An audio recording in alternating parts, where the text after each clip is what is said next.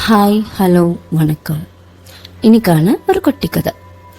ராமு சோமு 2 பேரும் சேர்ந்து ஒரு அடர்ந்த காட்டுக்குள்ள போய் மரத்தை வெட்ட போறாங்க. அவங்க 2 பேரும் மர வெட்டிகள். மரத்தை வெட்டி அதை வித்து அவங்களோட வாழ்வாதாரத்தை பாத்துக்கிறவங்க. ராமு சோமு.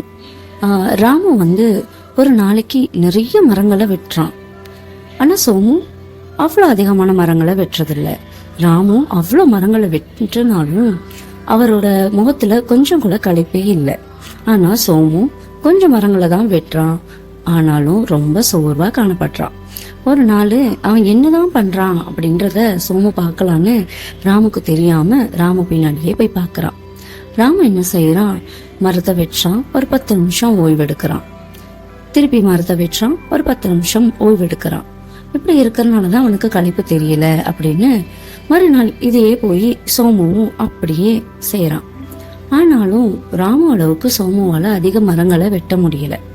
அது ஏன் அவனுக்கு மட்டும் முடியுது, என்னால மட்டும் முடியல?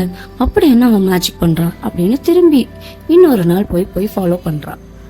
அப்படி போய் பார்க்கும்போது அவன் ஓய்வெடுக்கிறத மட்டும்தான் பார்த்தானே. சோமு ஓய்வெடுக்கிற நேரத்துல அந்த கோடாலிய அவன் ஷார்ப் பண்றான், அதாவது கூர்த்திட்டுறான். அதனாலதான் அவனால அதிக மரங்களை வெட்ட முடியுது அப்படிங்கிறத சோமு கவனிக்கிறான். இப்ப புரியுது, நம்ம அவன் என்ன செய்யறான்னு பார்க்கணும்னு நினைச்சோமே ஒழிய அவன் ஓய்வு நேரங்களையும் எப்படி பயன்படுத்துறான்றத நம்ம கவனிக்காம விட்டுட்டோம். இதுதாங்க நமக்கான கதையும். என்ன வேலை செய்யறோங்கிறத விட அதை எப்படி ப்ராப்பரா பிளான் பண்ணி பண்றோம் அப்படிங்கிறதுல தான் எல்லா விஷயமும் இருக்கு.